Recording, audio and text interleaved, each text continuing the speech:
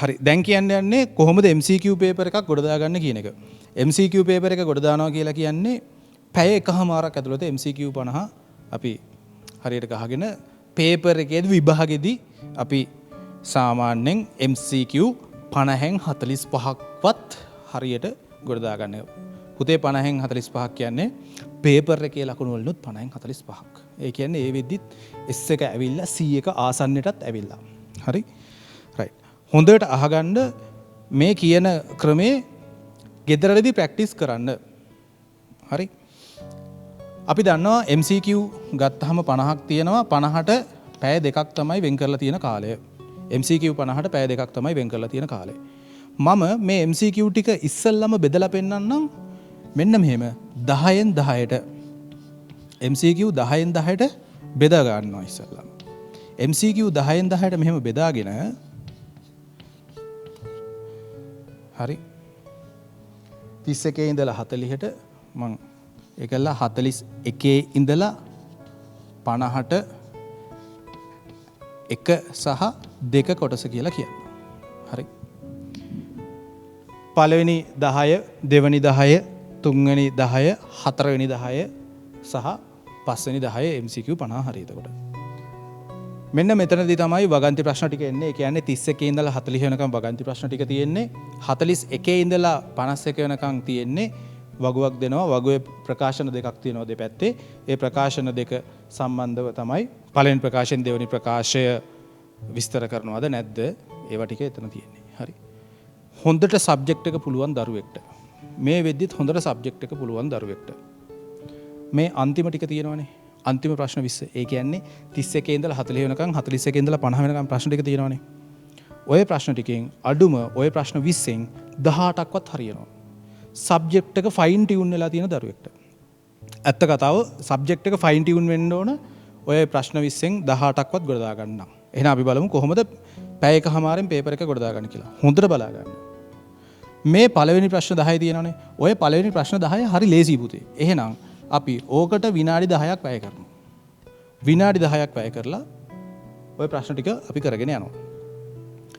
ඊළඟ ප්‍රශ්න ටික. ඊළඟ ප්‍රශ්න 10. අපි ඕකට විනාඩි 20ක් වැය කරනවා. විනාඩි 20ක් වැය කරනවා. විනාඩි 20ක් වැය කරලා ඔය ප්‍රශ්න ටිකත් කරගෙන යනවා. එහෙනම් මේක තමයි අපි පළවෙනියට කරන්නේ ඊළඟට කරනවා මේ ටික. දෙවෙනියට කරනවා මේ ටික. දැන් පැය භාගයක් ගිහිල්ලානේ පේපර් එකෙන් පැය භාගයක් ගිහිල්ලා. එතකොට දැන් අපි පොඩ්ඩක් පේපර් එකට තියෙන බයත් නැති වෙලා හද ගැස්ම පොඩ්ඩක් අඩු වෙලා ඇවිල්ලා තියෙනවා. දැන් වෙලාව එතකොට 9ට විතර ඇති. 8:00ටනේ පටන් ගන්නෙ. 9ට විතර ඇති.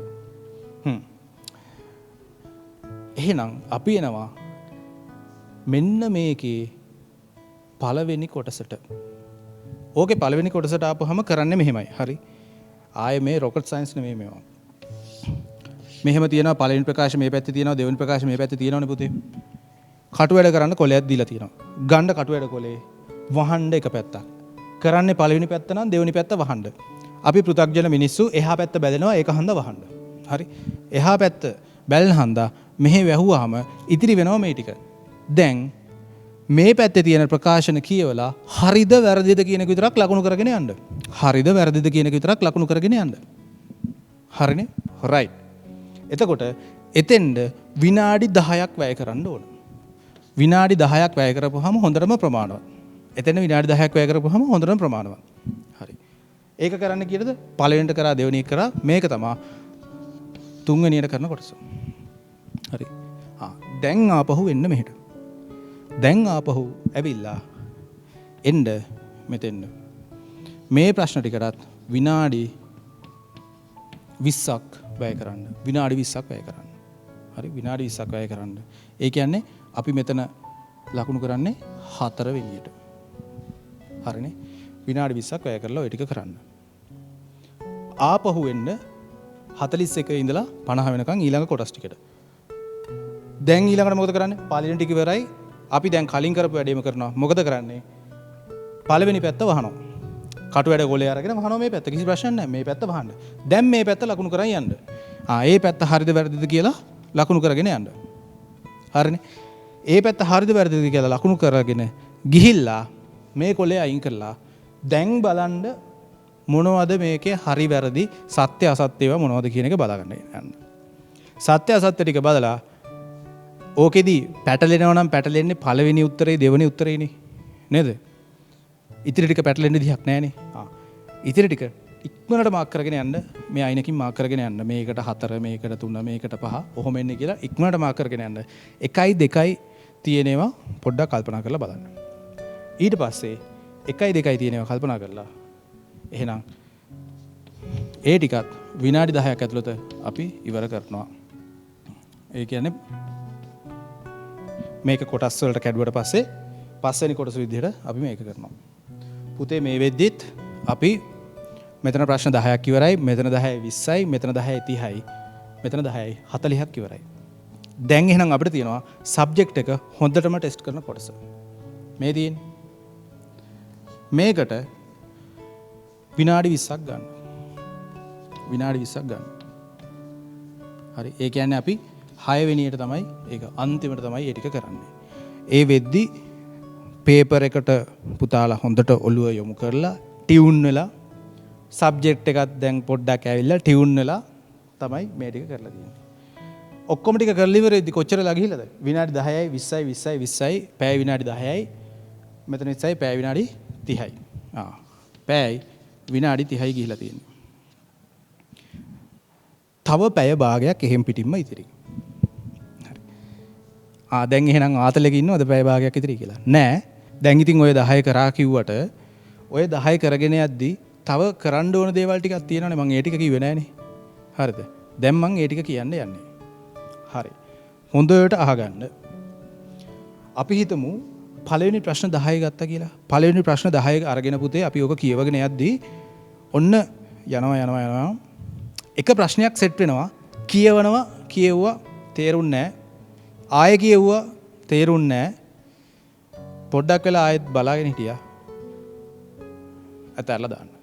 ඊළඟ එකට යන්න. තේරෙන්නේ නැත්නම් ඒ ප්‍රශ්නේ අතහැරලා ඊළඟ එකට යන්න. මොකද සමහර වෙලාවට මේ ප්‍රශ්නේ තේරෙන්නේ නැත්තේ එතනදී වෙන්න පුළුවන්.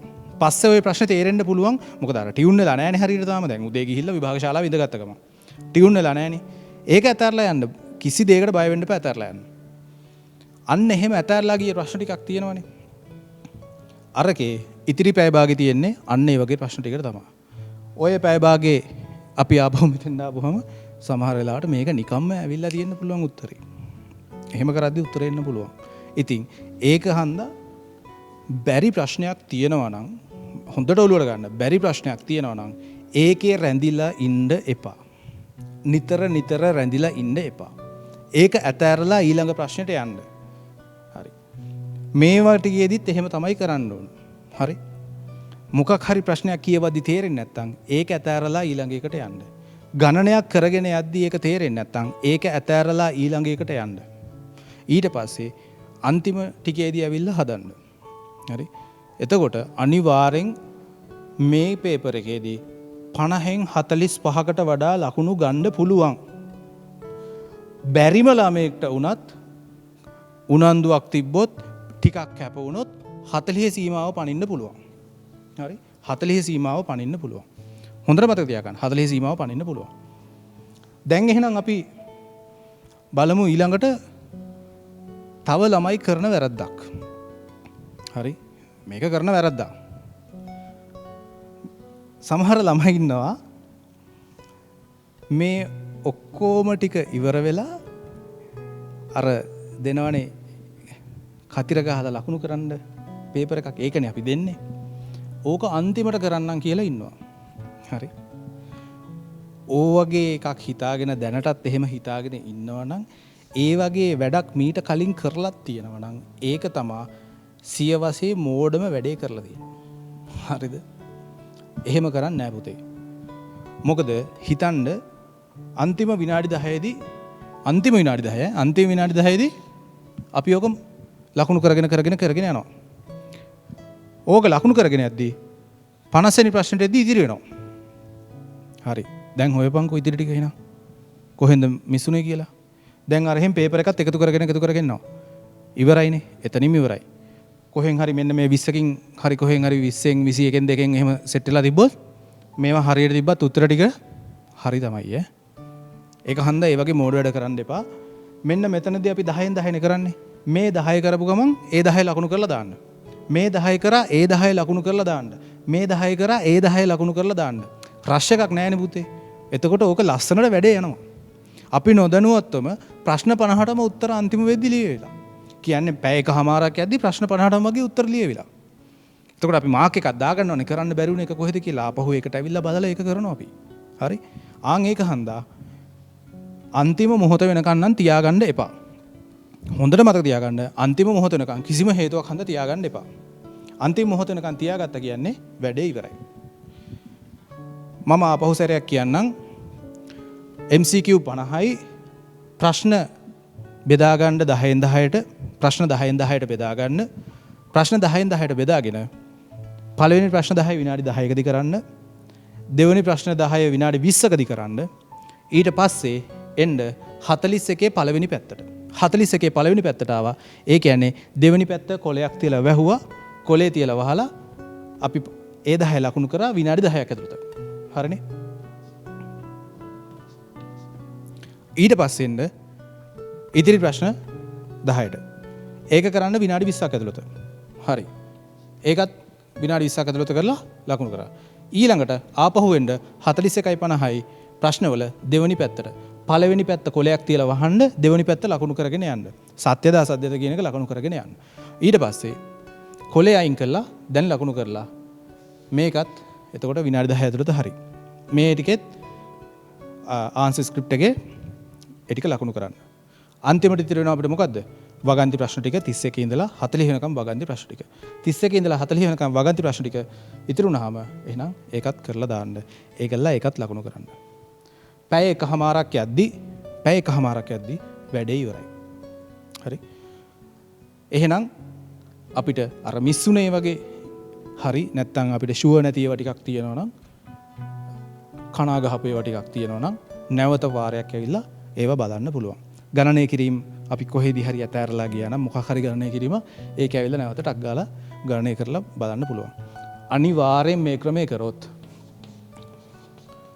50න් 45කට වඩා ලකුණු ගන්න පුළුවන් 50න් 45කට වඩා ලකුණු ගන්න පුළුවන් වැඩ කරන ළමයෙක් නම් අනිවාර්යෙන්ම 48ට එහා යනවම තමයි 48ට එහා යනවම තමයි හරි ඒ කියන්නේ ඒකකට පාර ඒ විද්දිත් හැදිලා හරි මං හිතනවා මේ කතාව මීට කලින් කොහෙවත් අහලා නැතුව ඇති මේක වැඩ කරන මෙතඩ් එකක් මේක සෑහෙන ළමයි පිරිසක් මේ මෙතඩ් එක ෆලෝ කරලා මේකෙන් ප්‍රයෝජන අරගෙන තියෙනවා ඒක හන්දා මේක ප්‍රැක්ටිස් කරලා බලන්න මේක ෆුල් පේපර්ස් වලට තමයි ප්‍රැක්ටිස් කරන්න හොඳම පාස් පේපර් එකක් අරගෙන ප්‍රැක්ටිස් කරලා බලන්න රිවිෂන් ළමයි ඉන්නවා නම් තියරි ළමයි ඉන්නවා නම් විභාගෙට මේ ආසන්නම විභාගයේ තියරි හෝ රිවිෂන් දරුවෝ ඉන්නවා නම් ඒ දරුවෝ මේ ක්‍රමේ අදම ප්‍රැක්ටිස් කරන්න ගන්න.